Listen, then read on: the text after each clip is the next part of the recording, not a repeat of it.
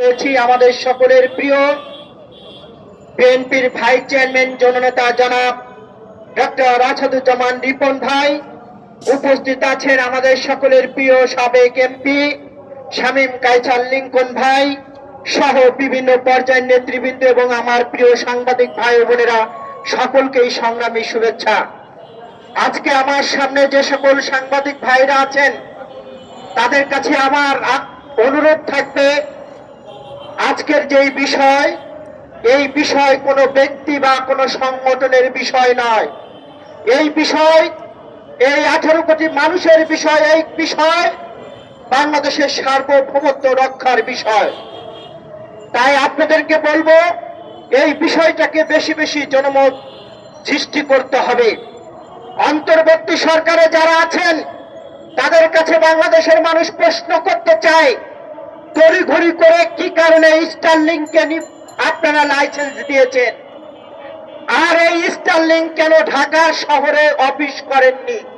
এদেশের মানুষের প্রশ্ন। এই স্টারলিংক তড়িঘড়ি করে লাইসেন্স দিয়েছেন, এর পিছনে অনেক কারণ আছে, যেই কারণগুলো সাধারণ মানুষ এখন বুঝতে পারছে না, কিন্তু আমরা যারা রাজনৈতিক কর্মী আমরা বুঝতে পারছি।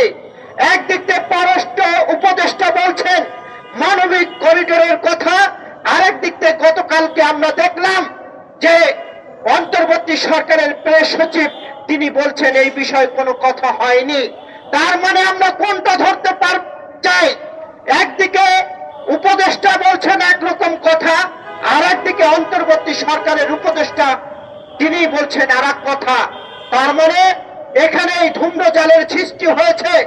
আমরা বলতে চাই, বাংলাদেশের সার্বভৌমত্ব নিয়ে যদি কেউ ছিনিমিনি খেলে তার পরিণত শেখ হাসিনার মতো হবে।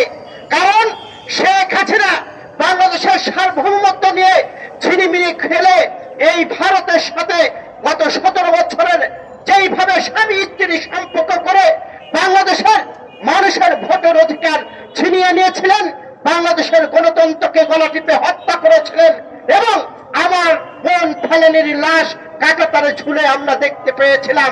গতকালকে দেখলাম এই ভারতের দাদাগিরিকে বাংলাদেশের বিজেপি বিএসএফকে পায়ে ধরে মাপ চেয়েছে। এটাই বাংলাদেশের মানুষ চেয়েছিল। কারণ বাংলাদেশের মানুষ বেড়ে যেতে, বাংলাদেশের মানুষ কারোর দাদাগিরি মেনে নেয় নাই, ভবিষ্যতেও মেনে নেবে না। অন্তর্বর্তী সরকারের উচিত ছিল, যদি মানবিক করিডোরের কোনো আলোচনা হয়ে থাকে তাহলে বাংলাদেশে সকল রাজনীতিবিদ, রাজনৈতিক দল, শ্রেণী পেশার মানুষ, সাংবাদিক, বুদ্ধিজীবী তাদেরকে নিয়ে জাতীয়ভাবে একটি সংলাপ করে এটির একটি সমাধানের পথ খোঁজা উচিত ছিল।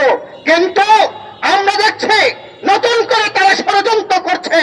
আগামী যেই জাতীয় নির্বাচন হবে, এই নির্বাচন এবং বাংলাদেশের মানুষকে পাশ কাটিয়ে, রাজনীতিবিদদের পাশ কাটিয়ে তারা মানবিক করিডোর ওখানে দিতে চাচ্ছেন বা দিয়েছেন কিনা এটাও এখন সন্দেহ হচ্ছে। কারণ এক একজন এক এক ধরনের কথা বলছেন। অন্তর্বর্তী সরকারের প্রধান যিনি আছেন তাকে আমরা শ্রদ্ধা করি, সম্মান করি। তাকে বলতে চাই, এমন কোনো কাজ করবেন না গণভবনে যে অবস্থা হয়েছে যমুনাতে যেন সেই অবস্থা হয় না। কারণ আমরা সকলের উপরে দেশ এবং দেশের সার্বভৌমত্ব, আমার দেশের সার্বভৌমত্ব নিয়ে যদি কেউ ছিনিমিনি খেলার চেষ্টা করে তাহলে সেই দাঁত কিভাবে ভেঙে দিতে হয় সেটা বাংলাদেশের মানুষ জানে। আজকে আমরা যে সংকট দেখতে পাচ্ছি, এই অন্তর্বর্তী সরকার যদি মানবিক করিডোর দিয়েই দেয় তাহলে আগামী যে সরকার আসবে সেই সরকার প্রতিটি পদে পদে বিপদগ্রস্ত হবে। এটা আমাদেরকে বুঝতে হবে। আজকে অনুষ্ঠান ছোট হলে এই অনুষ্ঠানের পরিসর অনেক বড়। আপনাদেরকে অনুরোধ করতে চাই, যে যেখানে আছেন সকলে মিলে এটার প্রতিবাদ করতে হবে। এই প্রতিবাদ যদি না করেন তাহলে আমাদের যে মহা বিপদ আসছে সেই বিপদ থেকে আমরা পরিত্রাণের উপায় পাবো না। আমি যে কথাটি বলে শেষ করতে চাই, আজকে রোহিঙ্গা বাংলাদেশে বিষপুরা হয়ে দাঁড়িয়েছে। বাংলাদেশে যে রোহিঙ্গা এসেছে আমরা মনে করি তারা হানি মনে এসেছে, তারা কোন সংকট থেকে আসেনি। আজকে এই রোহিঙ্গাদের 10 থেকে 15টি ছেলে মেয়ে মনে হচ্ছে তারা হানিমুনে বেড়াতে আসছেন। নতুন করে জাতি